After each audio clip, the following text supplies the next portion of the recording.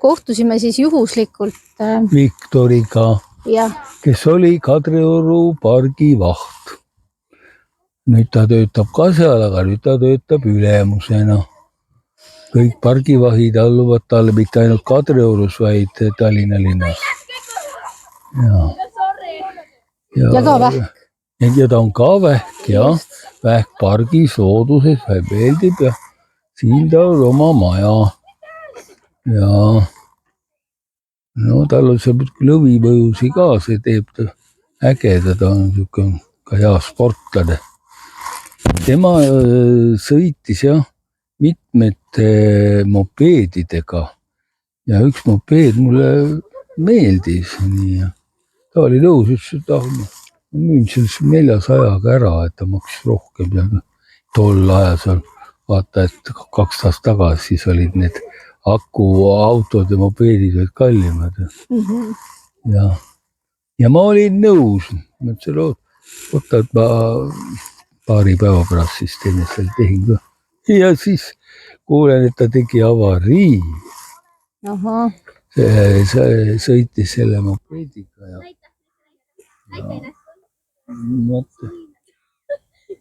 aga võib-olla siis oligi hea, et sa ei saanud seda.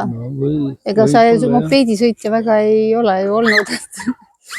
Mopeediga ma jalgrattaga muidugi. Seal oli muru äär umbes nagu vaatane siin on liivakasti äär. Välja ulatuvad väiksed postid. Ja. Ta sõitis kuidagi sinna vahele ja lõhkus ära. Ja no mis sa siis ostad? Muidugi oli, ma sain aru, et ega ma teda ei jaksa tuppa kanda ja kus ma teda hoian, vaata. Mul on jalgratas ära varastatud Kadrioru korterkeldrist. Et siin hoida siis mopeedi väljas kogu aeg.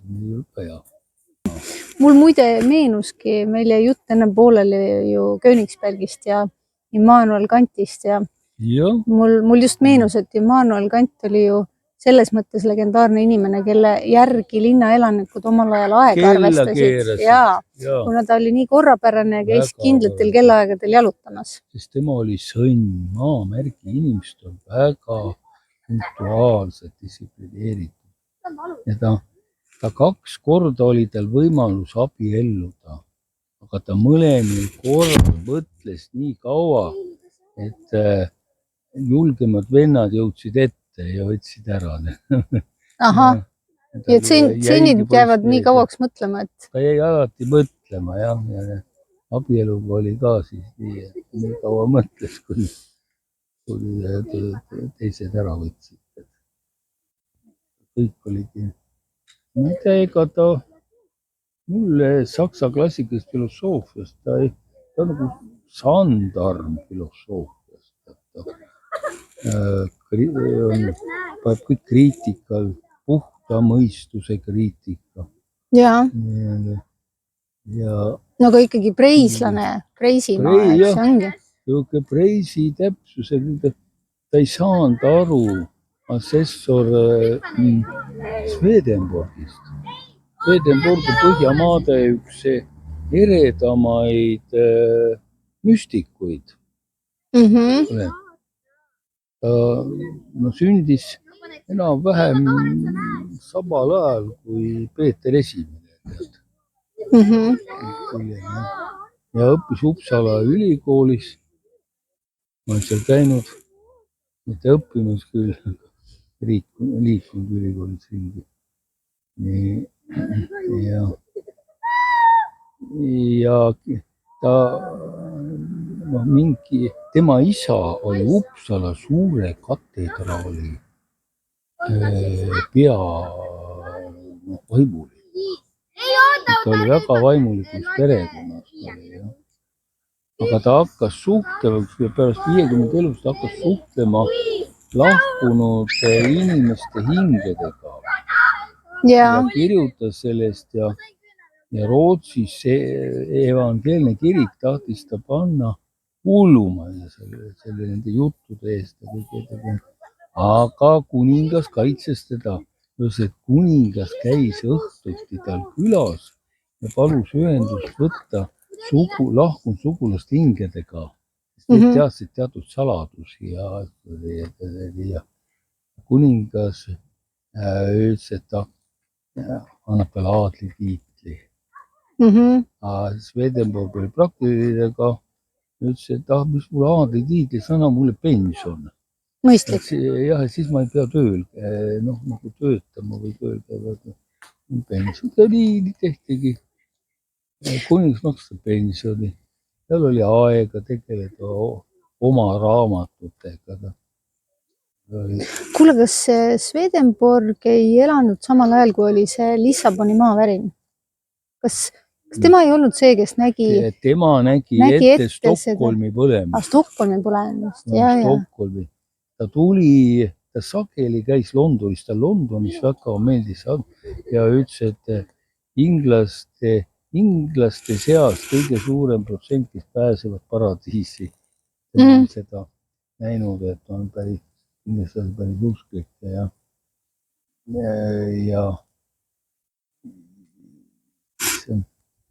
kirjutas raamatuid, kuidas tema suhtleb nendega.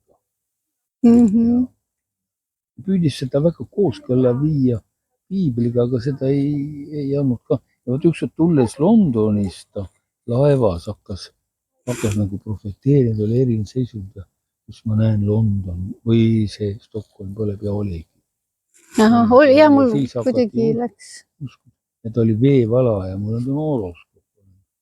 Ja ta rajas Neue Kyrka, uue kristliku kiriku.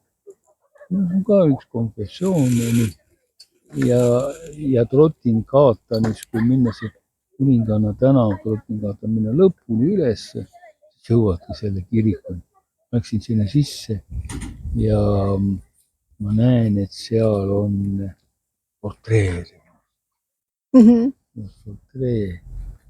Tead, mul ei olnud raha enam osta, aga mul oli üks vana sõber, kunagine kelner Tallinnast, Gloriast. Ja siis tema tõi mulle Tallinnas, ta käis Tallinnas Stockholmi vahelt ja siis tõi mulle selle ära. Mul on see olemas, jah. Ja ma hakkasin temaga koos hommikuti kohvi jooma. Tema oli suur kafeesõber. Kui tal külaline meeldis, ta tegi ka. Ja kui ei meeldinud, tegi teed. Pakkus midagi muud. Ja lõuna oli tal väga lihtne, et ta sai huvitavat suppi. Ta oli piimakeema ja siis murdis siis leiba ja saia ja sepikud sinna ja tükid sinna sisse. Mõistlik. Jah, päris kaua elas veevala ja jaa, aga tead, vist peaks natuke edasi liikuma. Edasi väga hea oli istuda. Väga mõnus oli istuda. Mis see ongi? See ongi väikese puieste ja mis siin? Need laste mänguplats. Jah.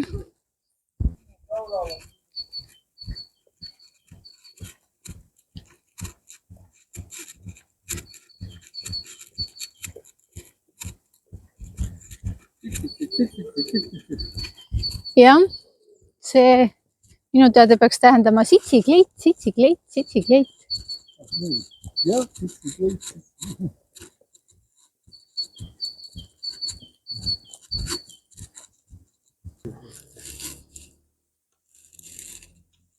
Jah, see on puieste, kus ma elaks hea meelega.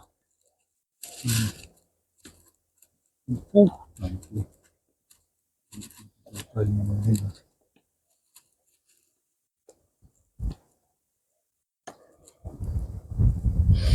Aga saan ma siis aru, et Swedenborg on olnud natuke sul selline õpetaja kuju? Jaa, muidugi ma hakkasin otsima tema teoseid ja mida vene keeles on peaaegu kõik ära tõusnud. Nimestan neid eesti keeles. Mõned artiklid on ajakirjas on olnud just tema kapitaalsed teosed, võtab palju, 50 raamatut. Aga kes sul kooli ajal olid nagu, kes olid sellised õpetajad, kes andsid sulle sellist teadmist, mida sa ise pärast uurisid edasi? Vaimustust.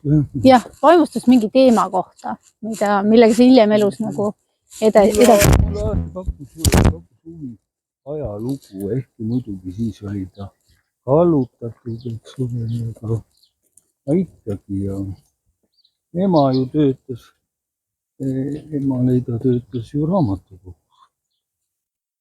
Ja käisin tihti seal ja sain endale valida. Ma käisin nii vene kui eesti keeles. Aga no, et siis kui hakkasin iseseisvamalt elama, siis ma juba teadlikult hakkasin koguma raamatut. Kogumise aastad on väga pikad. Küll ikka 70 aastast. Hakkasin abielu kasvatama 19 aastat.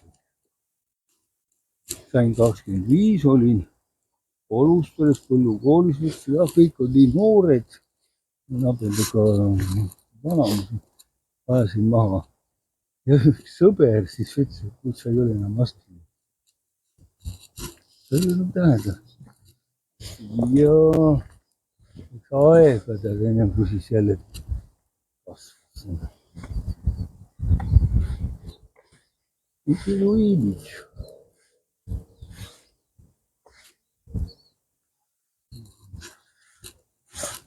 Aga tolle aja õpetas tegi. Gunnar Aarma oli muidugi mõte.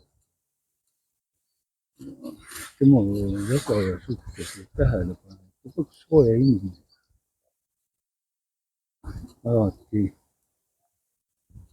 julgustas, tema oskas julgustada. No nii noori kui täiskasvanud. Mis ta kõik läbi ei olnud elanud. Ta oli optimist. Jah, tõesti, kui rääkida, kes on optimist, siis Gunnar Aarma kindlasti.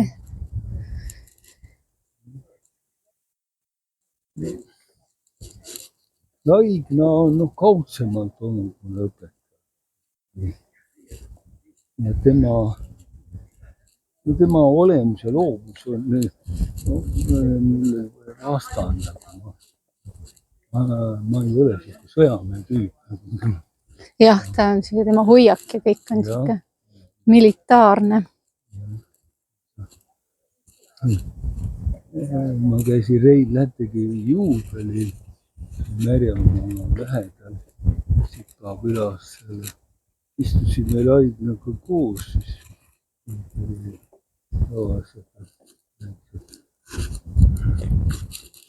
Ta oli Itaalias, Roobas siis vestlused ja väga imestati, et ta on suur Mussolini fänn. Seda muide nimetati.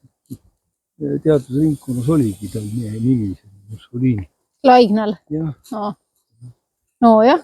Ja siis see, et järgmine päev tulevad siia. Tuli, kui ma ei eksis, Rooma linnapea.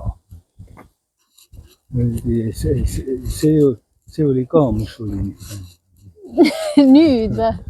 Ja nüüd, aga see oli 10 aasta sees või 5 aasta. Ja. Ja see tuli ja ma viin teid sellele balkonile, rõdule, kus Mussolini pidas oma kõnesid.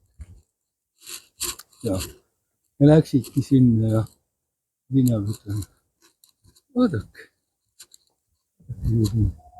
Ja ta vaatab ja näeb, et rahvas koguneb rõdu alla. Siis ta sellest temalt oodatakse nüüd kõne, aga ta siiski ei hakanud pidama mingi kõne. Mingisugune nagu ajaklitš või nihe oli toimus. Et see oli tal kohe niisugune, et vaata, kuidas tehti nii. Natuke naljakas, muidugi huvitav, humoorikas, peenelt tehtud. Vaata, automaksuline pidurit Isamaa. On vaid üks Isamaa. Väga hea reklaam. Väga hea. Kõlab. Sul on üks Isamaa. Seetõttu Isamaa leiab endale alati poolehoidjaid. Ma kindel lektor. Peaasi, et nad seda maha ei mängi. Jah. Nii, aga kus? Maja paistab juba. Paistab, jah? Paistab, jah, paistab. Peame ära pöörama.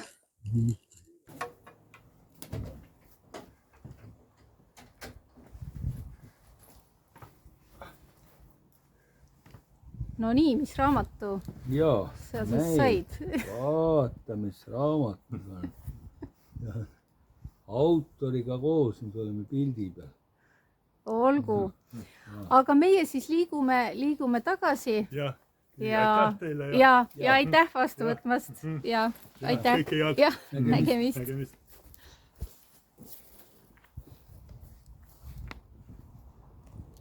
Nii, Königsbergi raamat käes ja